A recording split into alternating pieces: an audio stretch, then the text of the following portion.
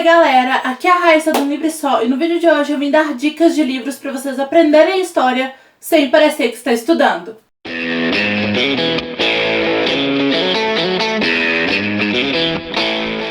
Antes da gente começar, te convido a se inscrever aqui no canal se você não for inscrito e a ativar as notificações, assim o YouTube sempre vai te avisar toda vez que tiver de novo por aqui. E é claro, se você se interessar por algum dos livros que eu mostrar aqui, por favor, compra na loja da sua preferência, utilizando um dos links que estão no box de informação, comprando qualquer livro.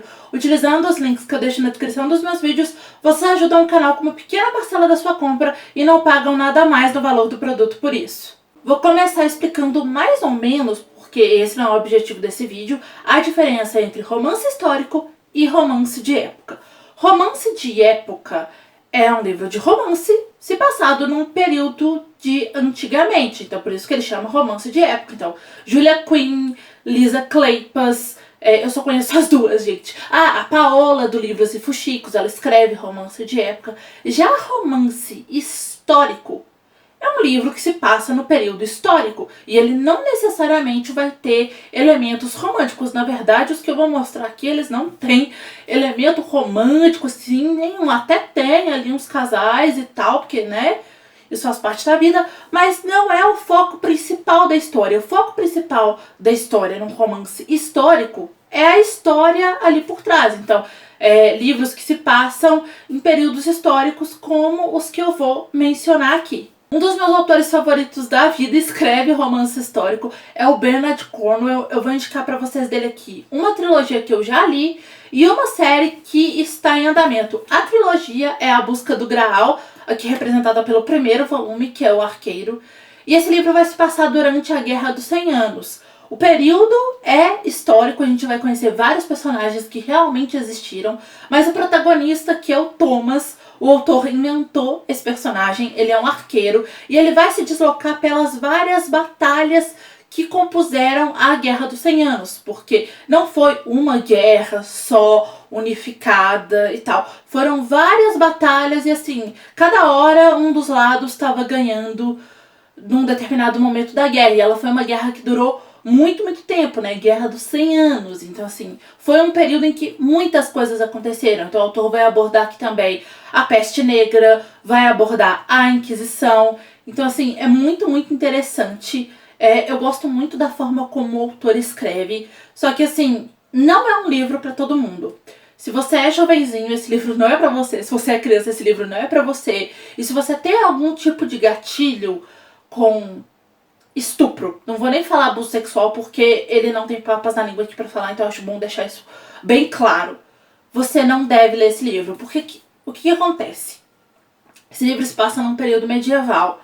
A gente às vezes, por causa da Disney, acaba tendo uma noção meio deturpada da Idade Média, né? A Disney mostra lá aqueles príncipes medievais, aquela coisa linda, né? Aquele sorriso bonito, mas ele não tem aquele sorriso bonito. Ele normalmente é careca, banguelo, tá fedendo, o cavalo fedendo, então ele não vai chegar brilhando num cavalo branco, ele vai chegar fedendo no cavalo, e é isso que o autor vai contar aqui, por causa das condições de higiene na época. Então os personagens aqui estão vivendo numa situação que pra gente, ela é muito paupérrima. E quando os soldados estavam lá guerreando, quando eles invadiam, por exemplo, um povoado, mesmo se as pessoas daquele povoado estivessem lutando contra eles ou não, assim, independentemente disso, eles invadiam e eles matavam alguns homens, alguns eles prendiam, mas tipo, era um banho de sangue, o autor descreve um banho de sangue, ele não tem dó, e saíam estuprando as mulheres.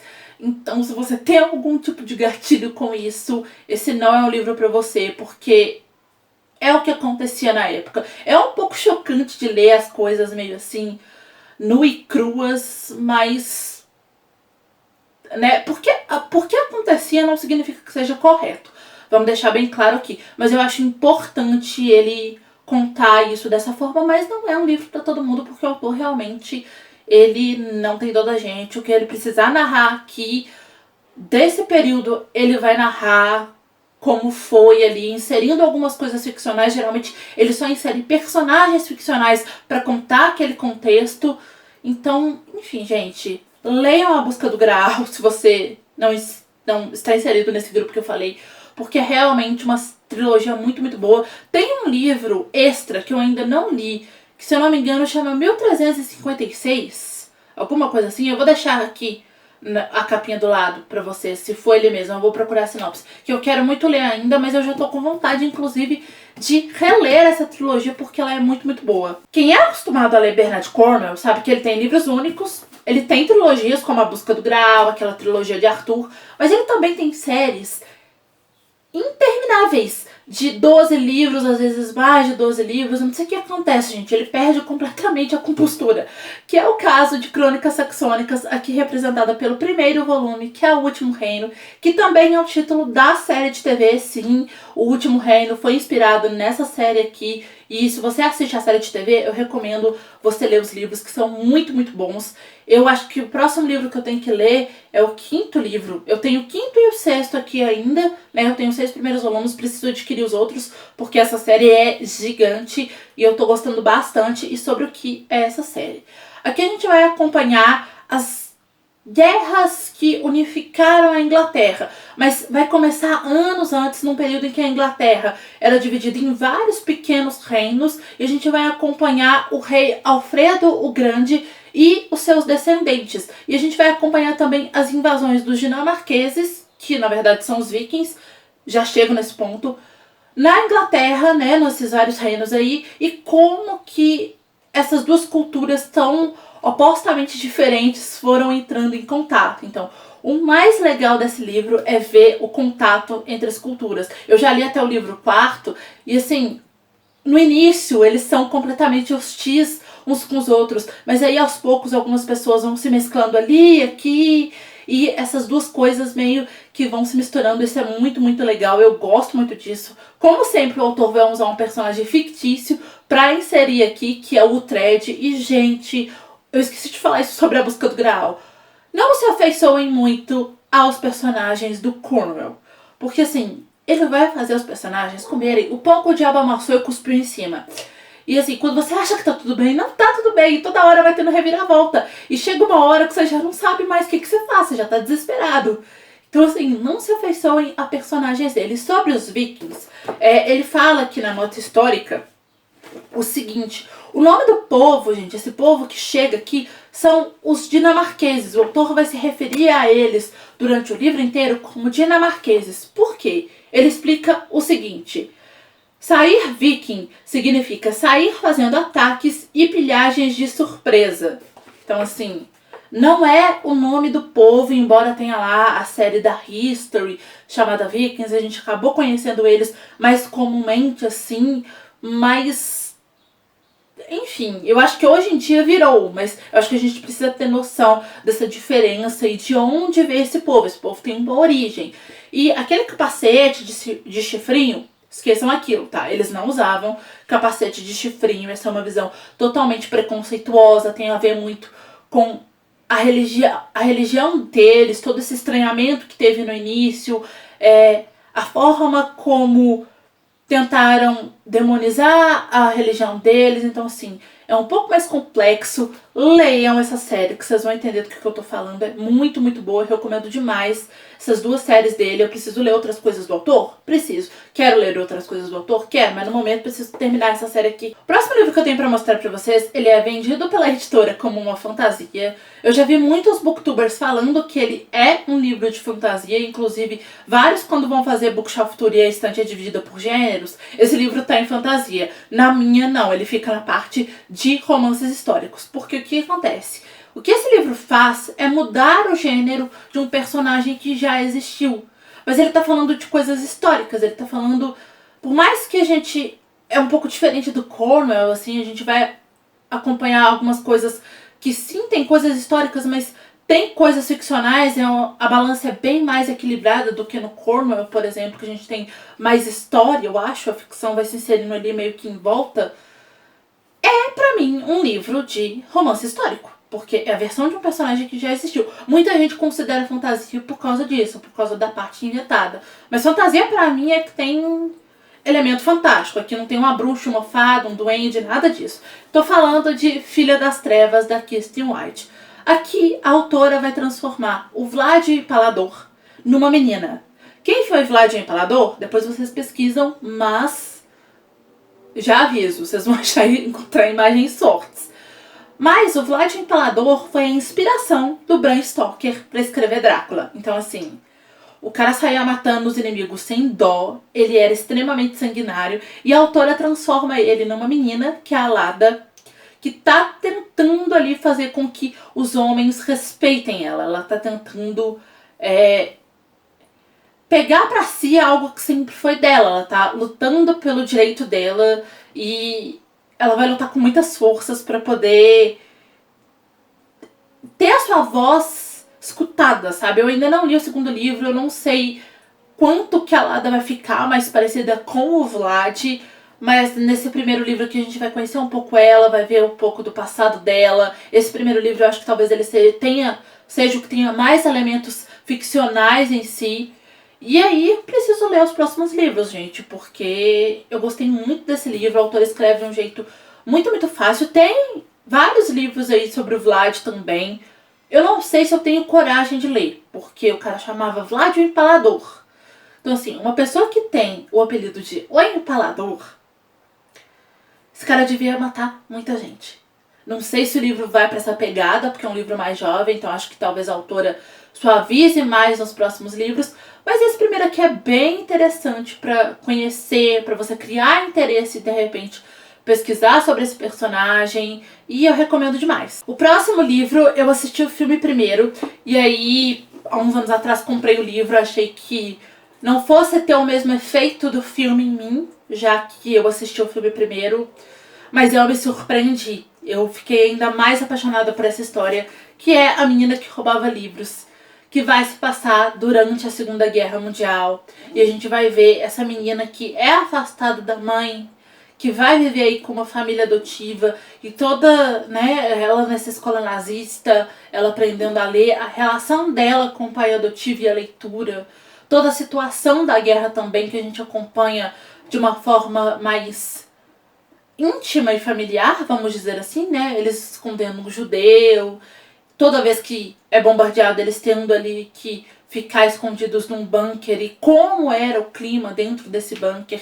É um livro muito forte, mas ao mesmo tempo também é um livro que tem momentos de doçura incríveis. É um livro que fala sobre amor por leitura e aprendizado, que me toca muito. Aquela cena do filme dela entrando na biblioteca do prefeito, aquilo ali sou eu entrando numa biblioteca, porque eu gostei muito desse livro, eu gostei muito da personagem.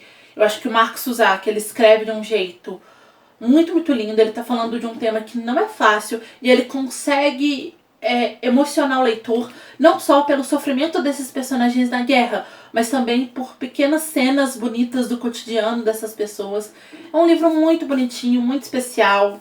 Se você ainda não leu, leia, sério, vale a pena. O próximo livro que eu vou mostrar pra vocês, ele não se passa em nenhum período histórico específico, mas eu acho que ele é interessante pra gente discutir vários tópicos que a gente aprende nas aulas de história, que é Jogos Vorazes. Na verdade, os 3 livros da trilogia são essenciais pra isso, tá? Que eu tô mostrando o primeiro, porque, né, você precisa começar de algum lugar, mas os 3 livros em conjunto, eles funcionam muito bem. Esse livro, ele tem várias inspirações históricas, sim, né? É evidente que a Suzanne Collins se inspirou em várias ditaduras para montar a ditadura do Snow. Ela se inspirou também na Guerra do Iraque, em mitos. Ela se inspirou no fascínio das pessoas com reality show, e tudo isso é histórico, sim. Mas esse livro é interessantíssimo pra gente discutir tortura, repressão, censura e manipulação de informação, construção de símbolo, nacionalismo. Então, assim, dá pra discutir muitas coisas, desigualdade social, dá pra discutir muitas coisas a partir da trilogia Jogos Vorazes. Então, assim, eu sempre falo, já devo ter falado umas 3 vezes aqui nesse canal, que, assim, professores de história, deem Jogos Vorazes para os seus alunos lerem os 3 livros e discutam isso com eles, porque, assim, dá pra puxar muita discussão legal dessa trilogia. É realmente muito, muito bom. Geralmente as minhas listas têm 5 indicações, mas aí eu não poderia deixar de indicar as 2 melhores HQs que eu li na vida, que são Persepolis, da Marjane Satrapi, e Maus, do Art Spellman. Em Persepolis, a personagem vai falar um pouco pra gente sobre quando aconteceu a Revolução Fundamentalista Islâmica no Irã. O Irã até então era um país bem ocidentalizado, assim. As pessoas usavam calça jeans, usavam discos. No momento em que aconteceu a revolução, tudo isso passou a ser proibido, começaram as várias guerras. E a autora vai contar um pouco da vida dela pra gente, em formato de quadrinhos. O traço dela também é sensacional. Ela vai contar um pouco de como foi a vida dela, o período que ela saiu de lá, quando ela voltou. E ela vai falar um pouco pra gente, vai contar um pouco pra gente da história dessa guerra. E Maus também é uma HQ biográfica, só que é o autor escrevendo sobre a história do pai dele, que ficou em campos de concentração. Dentre eles, o último que o pai dele ficou foi Auschwitz. E aí o autor vai contar como que o pai dele lidou com toda essa situação, como que isso deixou sequelas no pai dele, como que o pai dele via tudo aquilo que estava acontecendo, né? Como que foi o clima logo que o Hitler começou a perseguir esses judeus, como as pessoas, ou algumas não tinham ideia do que estava acontecendo, outras não se importavam, outras tentavam se aproveitar daquilo. Então, assim, é uma HQ muito, muito forte. O traço também, ela também é em preto e branca, o traço também é bem lindo, o autor desenha muito bem, eu gostei muito. E aqui vocês estão vendo, né, um rato e um gato, é porque o autor, eu vou colar aqui para não falar nada errado. Ele retrata os nazistas como gatos, os judeus como ratos, os poloneses como os porcos e os americanos como cães. E aí eu vou repetir uma citação aqui do The Times que diz o seguinte: todos são terrivelmente humanos. É que a história que ele está contando, eu não sei se é porque é a história do pai dele e ele está narrando através do pai dele, narrando para ele, e ele mostra isso pra gente também.